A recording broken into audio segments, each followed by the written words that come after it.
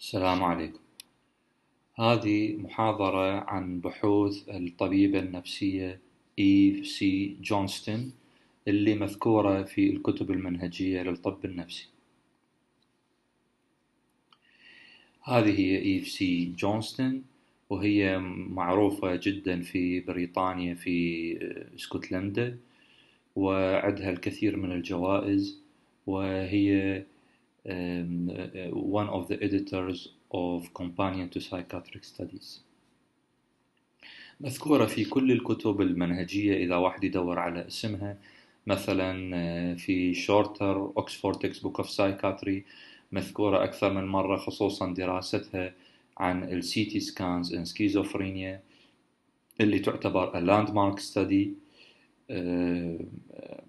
بال76، بعد أن كنا نقول أنه السايكوزز هو functional وما بي structural anatomical disturbance. اجت هي والمجموعة البحثية أثبتوا لنا أنه أكو dilatation بالventricles. أيضا ساينوبسيس يذكر نفس البحث اللي قلناه. طبعا ساينوبسيس مقارنة بشورتر وكومبانيون ما يذكر بالأثناء الفقرات، ما يذكر المصدر بشكل كامل، يعني ما يذكر السنة وكذا.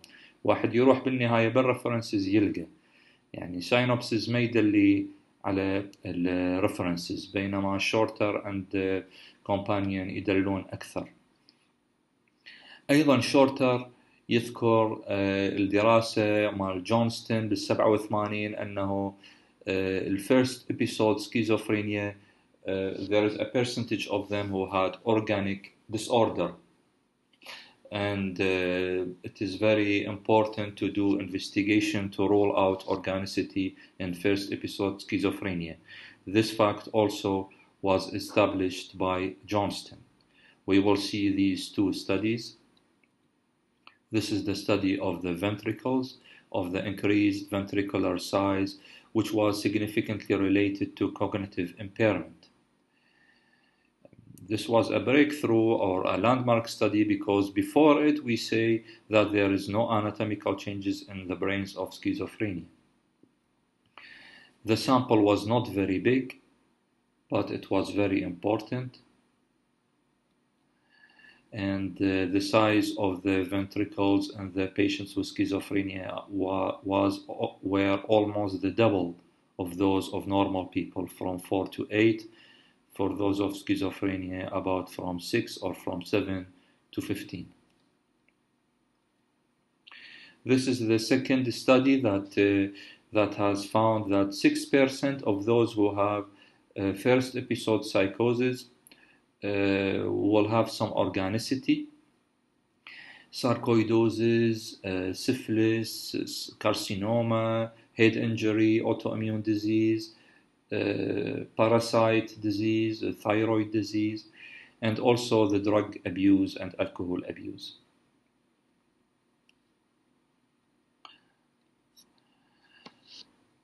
Next, we will take some studies that were mentioned in Companion.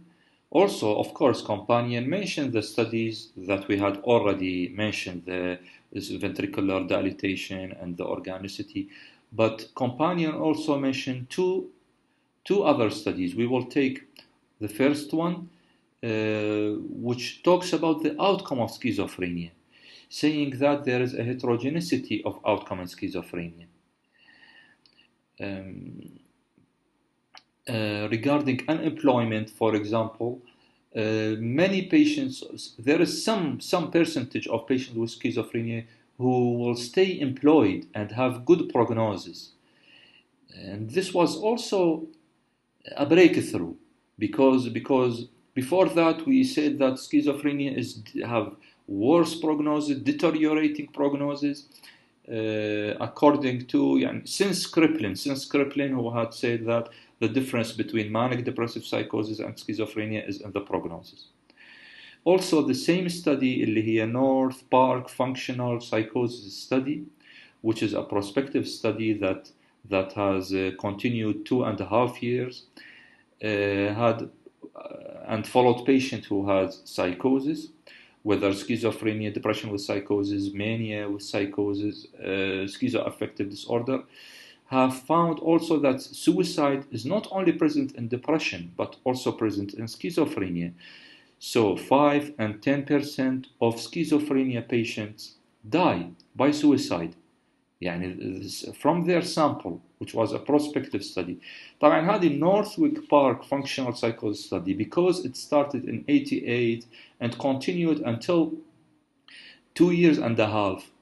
The researchers has published many studies يعني in the duration of the study they have published many studies. So we don't find in the internet, we don't find only one study with this name. We will find many studies.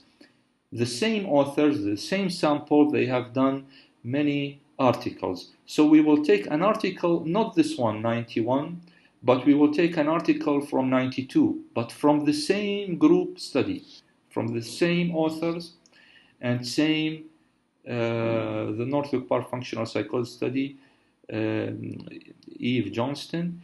Here there were 326 patients followed for 2.5 years, and they have found that there is no difference in psychological test between schizophrenia, depression with psychosis, mania with psychosis, and schizoaffective اللي هم functional. شوفوا هنا functional يخلوها between brackets, because Eve Johnston is with the organicity of psychosis.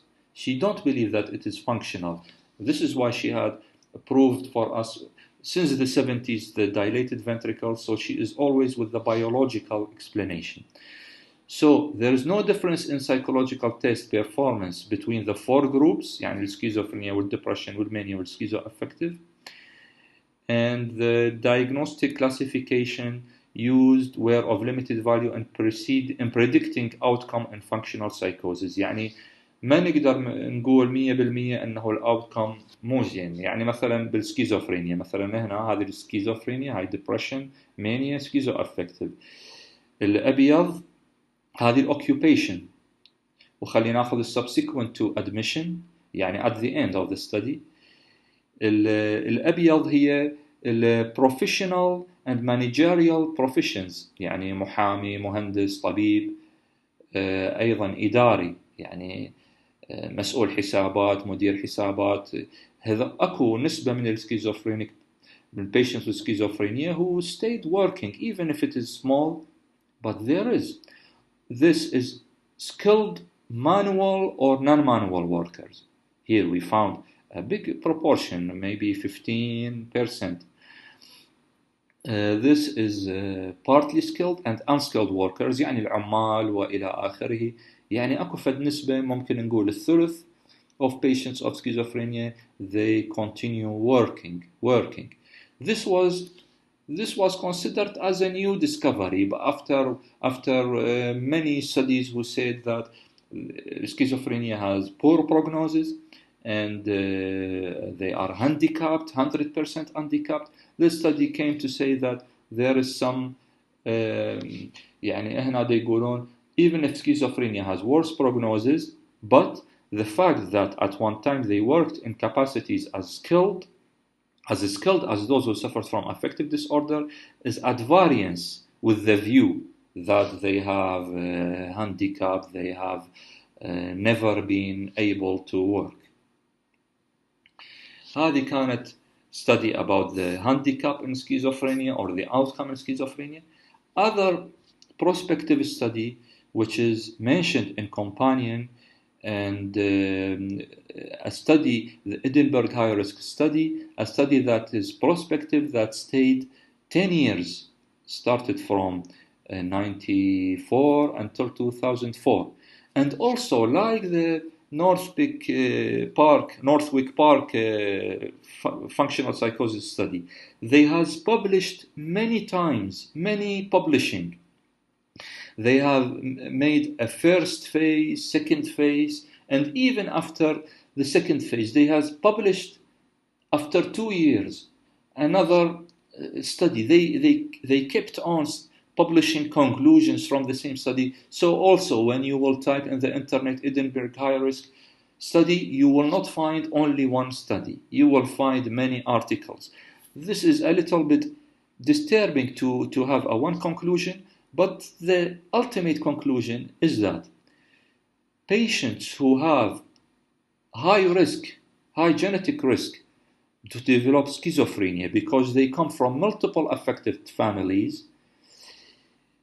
do, however, indicate that schizotypy in particular approximately doubles the risk of subsequent schizophrenia. يعني هم جابوا رح نشوف السامبل مالتهم 163 ودرسوهم على 10 سنين، يريدون 20 من هذول ال 163 صار عندهم سكيزوفرينيا، فرادوا يعرفون شنو فرق هذول ال20 عن البقية السامبل اللي هم بقية السامبل أيضا هاي ريسك بس ما صار بيهم السكيزوفرينيا. شافوا أنه الفرق الوحيد اللي هذه أنه هم بالبيرسوناليتي مالتهم واضحة السكيزوتايبي. رح نجي نشوف الاستدي. أيضا نفس الاستدي اكتشفت أكو فد abnormality عندهم بالtemporal loop. الabnormality هي between those of higher risk than the control who have no family history. فما الكتب المال psychiatry يعني المنهجية ما ذكرت هاي الفايندينج اللي موجودة بالستدي، بس هم الباحثين رح يذكروها ورح يسوون بحث بعد بال2006 عن هاي الحقيقة فقط. يعني خلينا نجي نشوف مختصر يعني أنه Edinburgh High Risk Study 163 20 from them has developed schizophrenia. طبعا هذول ال 163 have 2 relatives with schizophrenia. They also had a control group who doesn't have a risk to develop schizophrenia. Along the 10 years, they have done neuropsychological tests, memory tests included here, structural interview for schizotypy, history of childhood checklist, an inventory of schizotypal cognitions. أخذوا البصمات بالبداية لأن أكو studies تقول أكو فرق بالبصمات بين ال patients of schizophrenia and others. سووا الimaging brain volume proportions، سووا examination of the face hypertelorism البعد بين العينين لأن أكو دراسات أخرى تقول على أهميتها بس هم طبعا ما لقوا significance، وسووا neurological exam. الsignificance هي هاي الصفر هنا. significance شوفوا ماكو فتشي significant إلى أنه نجي الميموري exam immediate and delayed memory between high risk and control. أيضا structural of schizotypy هي أيضا موجودة between high risk who felt ill and high risk who didn't felt ill. high risk who felt ill and high risk with symptoms that were transient، يعني هم صار عندهم hallucination بس ما صار عندهم schizophrenia. هذه الانترفيو فرقت لنا significantly بيناتهم. يعني طبعا هذول high risk who felt ill هم ال20 اللي قلنا they developed schizophrenia. يعني هذا هو الوحيد اللي فرقنا، وأيضا هيانا هنا أيضا السكيزوتايبال cognitions. ولهذا companion عاف كل شيء، أخذ السكيزوتايبي قال السكيزوتايبي هي اللي نقدر نعتمد عليها حتى نتنبأ those who has high risk to develop schizophrenia will really develop schizophrenia. هنا خلينا نشوف بالconclusion مال الباحثين يقولون the central finding of our study is that the simple behavioral measure of the structured interview of schizotypy and the Rust inventory of schizotypal cognitions that provide the best measure of distinguishing high-risk individuals who develop schizophrenia from those who will not. وأيضا حكوا على المشكلة بالepisodic memory in all the group of high risk as compared to the control who were not high risk, and which indicates temporal lobe dysfunction in schizophrenia.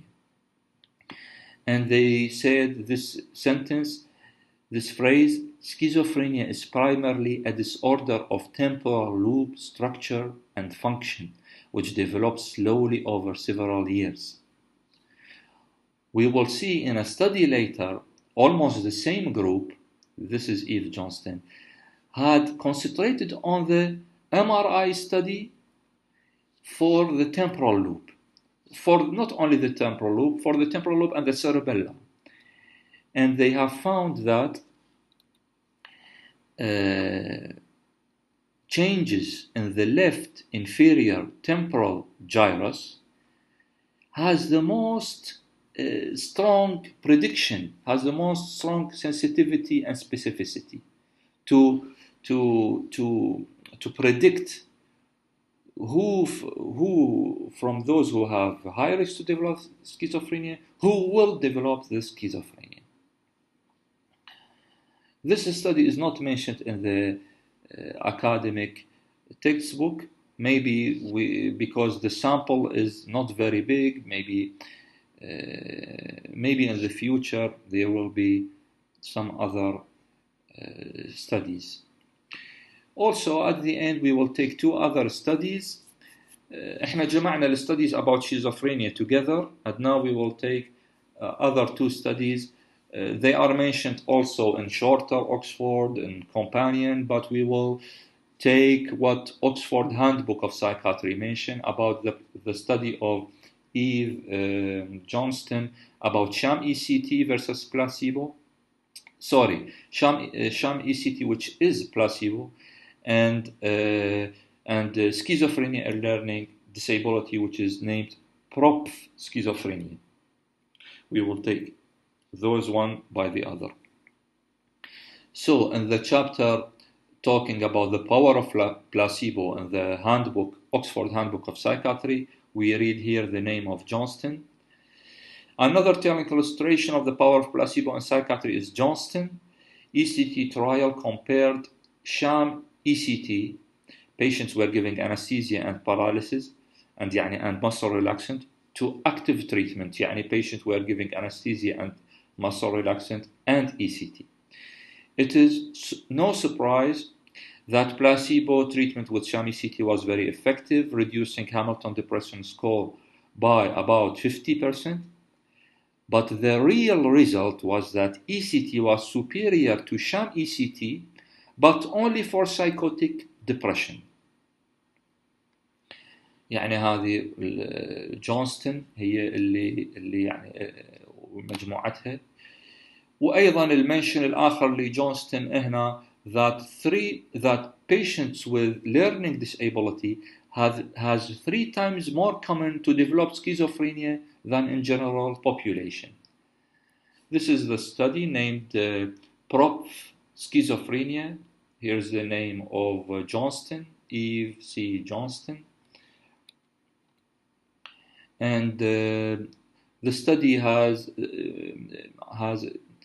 examined those who have learning disability with schizophrenia. They assessed them by seeing what are the difference in the psychopathology, in the neurological exam, in the IQ, memory, family history. Also, blood was taken for karyotyping. And let us see the conclusions. One of the conclusions is that many of the comorbid عندهم learning disability and schizophrenia subject had contact with both general adult psychiatry and learning disability services providers. هذه واحدة من conclusions. Other conclusions from the karyotyping, they implicated the X chromosome. They said that those who have learning disability and schizophrenia have highly familiar form of schizophrenia. عندهم family history of schizophrenia. And they implicated the X chromosome with the reciprocal translocation and trisomy X syndrome. So at the end, as a conclusion, let us try to find what C Johnstone was working upon. Let us try to find what is common in all of these studies. All of these studies were trying to face the misconceptions about psychiatry. One of the misconceptions was that psychiatry has no organ, that diseases does not affect the brain, so we don't have pathology. And even the early psychiatrists have noticed or anticipated that one day we will find some organic, because it is clear that there is some disease. And she was one of the first, or maybe the first, to prove that there are dilated ventricles schizophrenia. Also, the importance to do clinical exam and investigations, because patients with psychosis were neglected. We said we don't need to do investigations. For example, before, in the ancient times, or in the 20th century, their physical health were neglected. So she pointed that we need to do investigation to exclude organicity, because 6% they have organicity with drug abuse. Also, she studied the prognosis and said there is some proportion of schizophrenic patients who continue to be productive and functional. They can keep on, some of them, they can keep on going on their function and job and employment. Also, she tried to study how we can predict from the factors, from the risk factors and from the exam, how we can predict who will develop schizophrenia. Also to do prevention, primary prevention. And she when the imaging has developed, she went from using CT scan to MRI and have found some temporal lobe dysfunction. Also, the misconception about ECT. Many doctors. Let us not talk about the cinema and how it has badly affected ECT. But there are many doctors who talk against ECT without evidence. She came and she did the double-blind study by inventing a model of placebo ECT. البيشنت ينام عنده أنستيزيا ومصر ريلاكسنت ويقعد بدون ما يسوي له الكونفولجن. هي أثبتت أنه الكونفولجن هي المفيدة للثيرابيوتيك إفكت بالإي سي تي، وطبعا للسايكوتيك ديبريشن. وأيضا هنا هذه الدراسة على السايكوزز and learning disability كان ممكن نقول الهدف منها، ممكن واحد يستنتج أنه الكثير من الأطباء العامين، أو مو الأطباء العامين، خلينا نقول اللي بيبل، ما يفرقون بين السكيزوفرينيا، بين السايكوزز والليرنينج ديسابيليتي، وأكو فتخربطة بهالصنفين. فهي اجتي على هذول percentage of people who have learning disability and psychosis, to study them well, to define them well, to see what are their characteristics, then to make it very clear the boundary. Those who have psychosis, they don't have learning disability, they are clever, they can solve logical questions, and they can have employment. she as if she was always defending the misconceptions against psychiatry. So this was a presentation about the studies of C Johnstone that were mentioned in academic psychiatry books. Thank you.